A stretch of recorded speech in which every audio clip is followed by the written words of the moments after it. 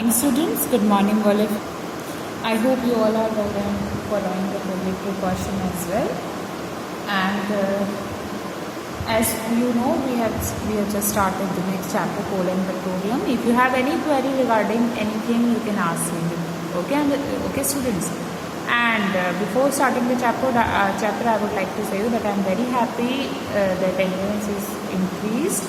But those students who are not joining the Zoom classes, not submitting their worksheet, I would say that please students be regular for your classes, don't skip your classes and submit your homework time to time, okay? So let's start with the coal mining. Now since coal is found deep inside the earth, it is deep under the ground, therefore it needs to be mined.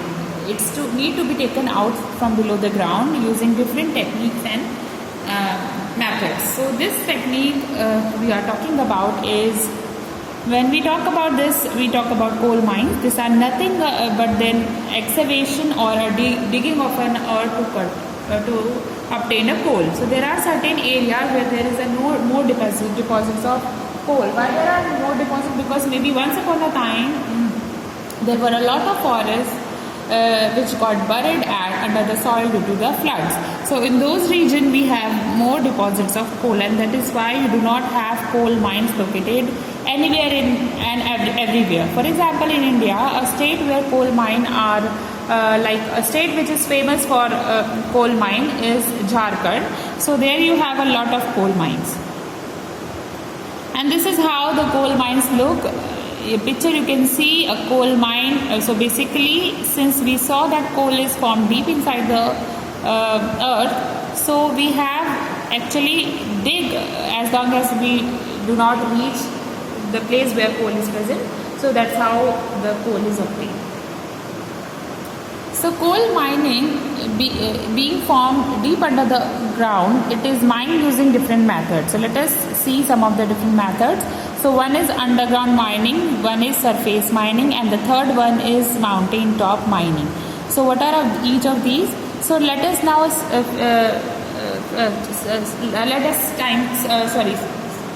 spend some time quickly to see each one of them.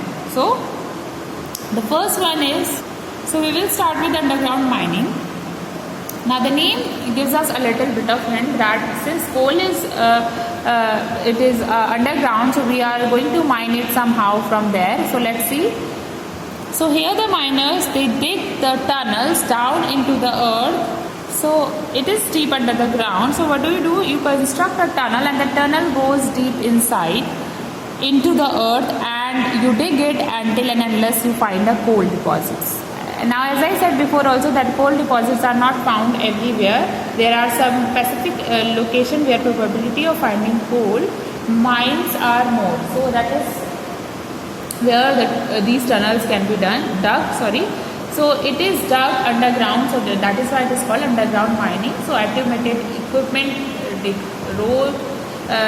basically there are equipment which can do things automatically rather than manual labor. So those equipment can actually create rooms inside the coal to see coal as well. So that's how you actually do the entire process of mining. So it takes place underground through these methods. Okay. As digging continues, a conveyor system carries the coal back to the surface. So have you ever seen a conveyor belt which is present on the airport? So when you go to collect your baggage after you get on your flight, you would see the conveyor belt. So it's somewhat like this. It keeps rotating like this, and your bags and suitcases they placed here. So as it rotates, it reaches towards you, and that's how the conveyor belt works. So similar type of system is present here also. What happened is, the real miners who are actually bringing down the coal, where they are present in the ground, right inside the tunnel. Now as this digging happens, we also need to carry the coal from underground and bring it to the surface, and there is a huge amount of coal, correct? So what is done is, as the digging happens, the amount of coal which is being collected, that is passed to the conveyor system like this, or a similar type of system, the one which you have seen at the airport, it actually helped to carry the coal from underground to the surface. So that's how the process of underground mining happened.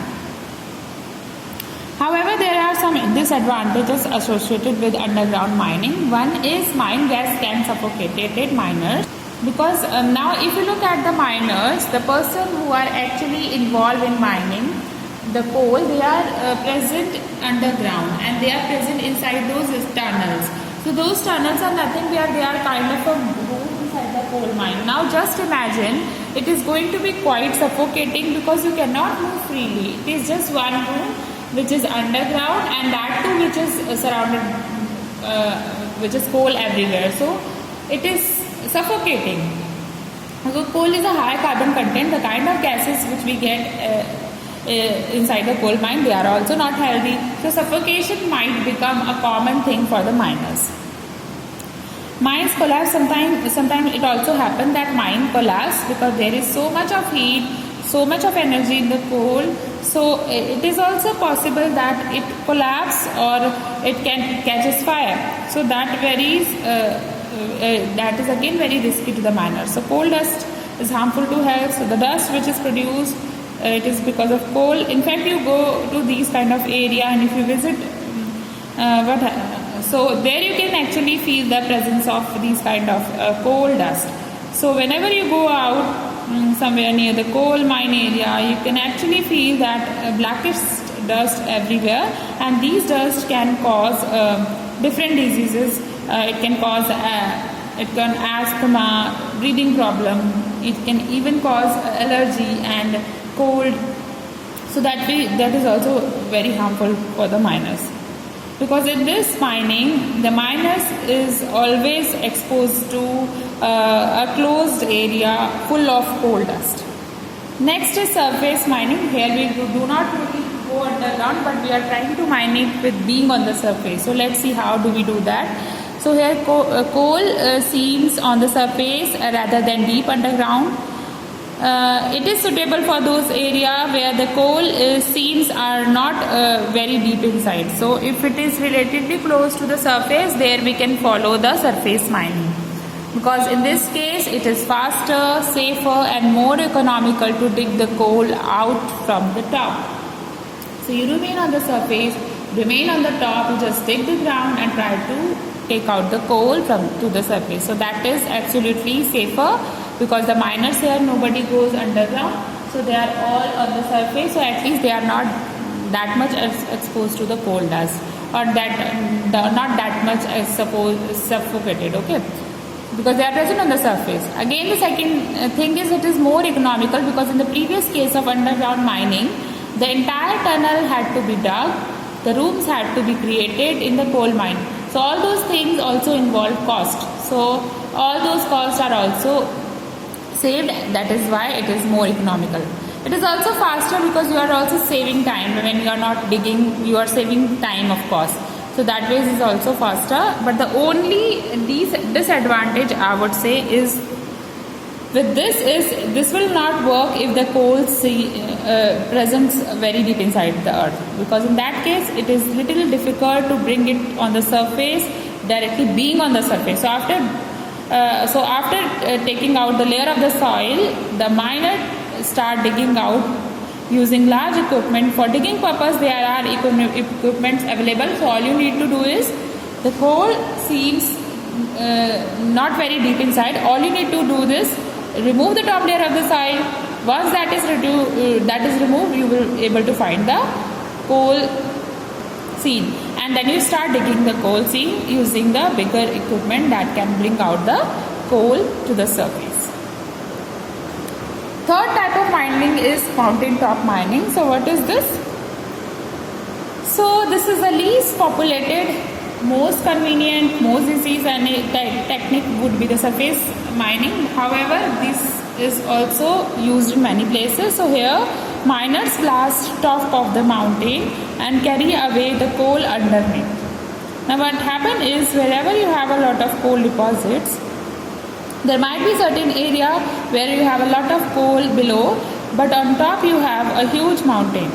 So basically it has all huge mountain at the top. So in that case, what do these miners do? They blast the top of the mountain. So they blast the mountain, and what happens? The mountain get exposed. So whatever get present inside get exposed, and what is present inside? Nothing but coal. So underneath they get exposed, and coal is obtained. And once mining is done, what do?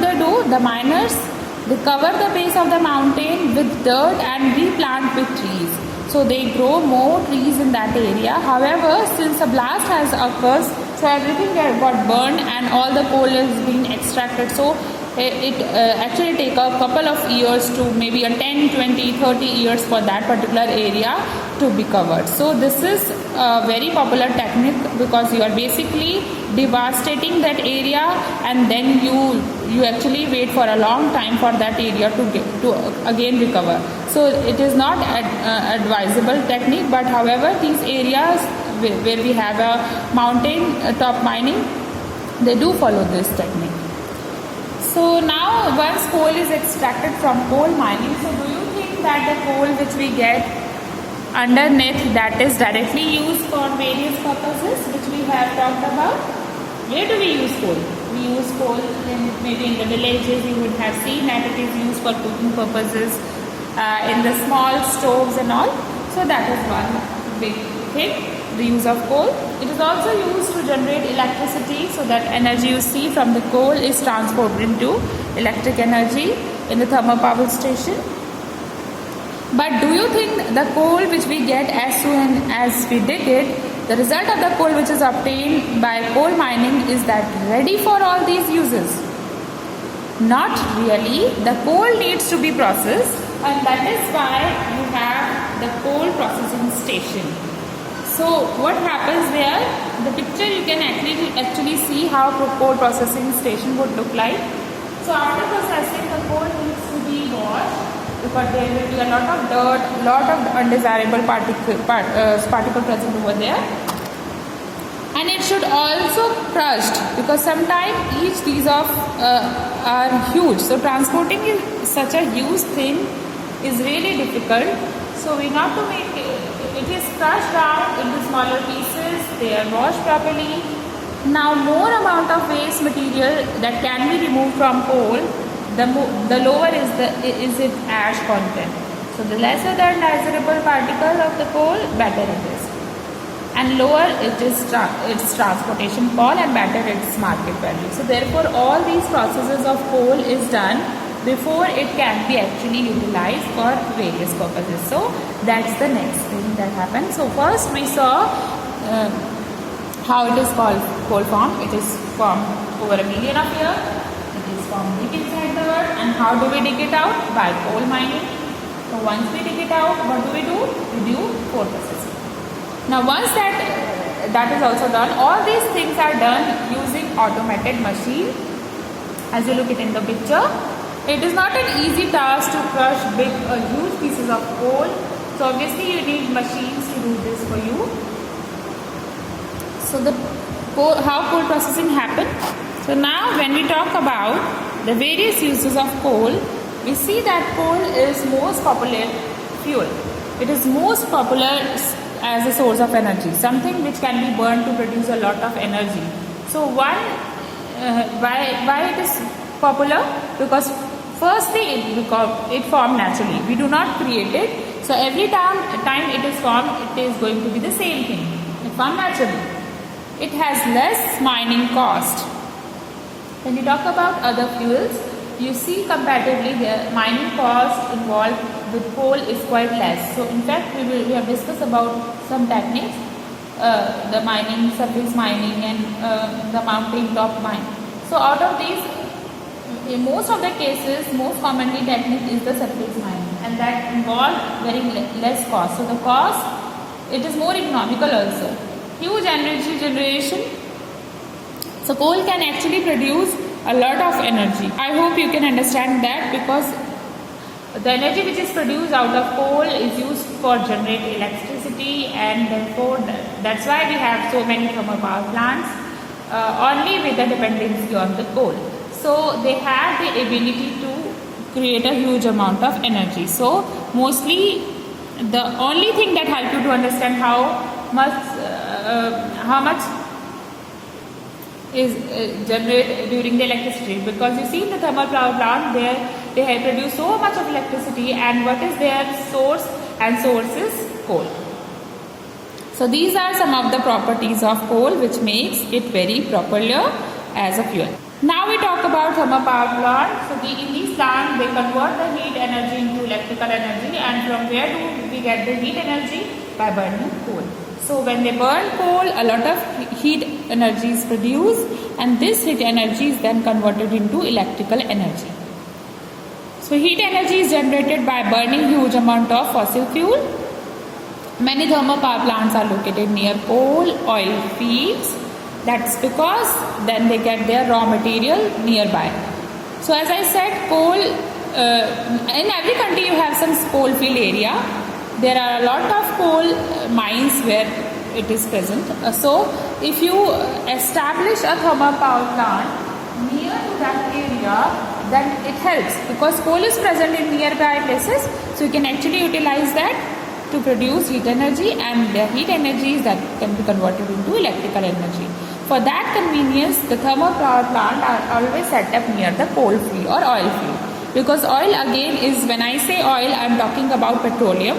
So that is also a fossil fuel, that is also a very good source of energy. Now not only source of energy, other useful product also obtained from coal. So let us see what are the useful products that can be obtained from coal. One is coal tar, coal gas, liquid ammonia. So these are some of the very useful products. Now we will talk about these uses of these. We will also talk about how exactly they are produced from coal. Now the question is, how do we get these useful products from the coal? For that purpose, we have this process called destructive distillation of coal. Now this is a type of distillation where the coal is completely destructed to give all these useful products like coal tar, coal gas, coke, and we will see how exactly this process happened. Now what do we basically do here? We just heat the coal to a temperature of almost more than 1000 degrees Celsius, and that too in the absence of air.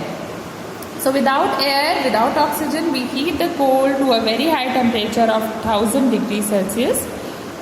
Now what happens when we start heating coal to such a high temperature in absence of air? So let's see exactly what exactly happens. So we will look at this entire apparatus so that we can get the various, how do we get the various product from the coal. So we need horizontal glass tube. We would need another vertical glass tube. We would need some coal pieces, as you can see here. These are some coal pieces. So basically we are going to heat these pieces of coal. We also need a vertical tube. So here you can see the vertical tubes. Now the two tubes are arranged in such a way that they are connected to each other. So you see these.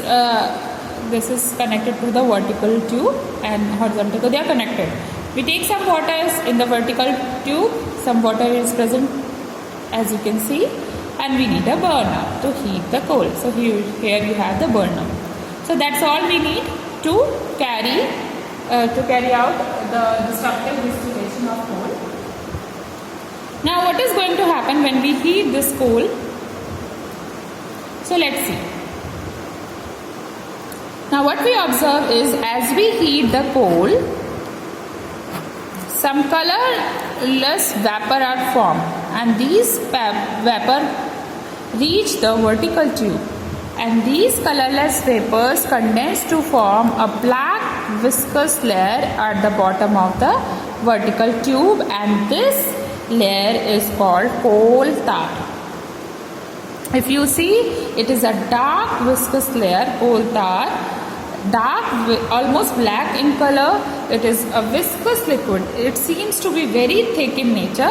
So basically how you can actually see it for yourself, that over a period of time, from where you can see some vapor, those vapor travel down to the vertical tube, and then in the vertical tube after some time they form this dark viscous layer, and this is called coal tar. So this how coal tar formed. Now when you observe a little more closely, you will see that there are some other vapors which form a colorless layer. So as you can see here, the colorless layer, it doesn't have specific color. So this colorless layer which is present just above the coal tar, that is called the liquid ammonia, because it has been found that this layer contains a lot of dissolved ammonia. So this layer is the liquid ammonia. So that's how we get liquid ammonia from coal. Now yet again what do we see, that there are certain vapor which do not react in any way. They do not condense, they do not form any layer in a vertical tube. But what do? They just go out of this vertical tube. So we can actually see some vapor coming out of this tube. So these vapors are nothing but a coal gas. So that's how we again got up another product called coal.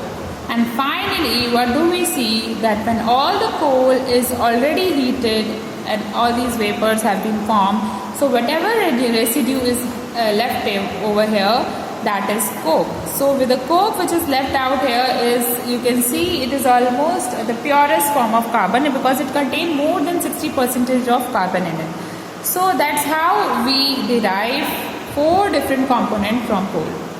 Now why it is called destructive distillation? Because coal is no more there, we have just obtained so many useful products from them. Coal tar, liquid ammonia, coal gas, coke.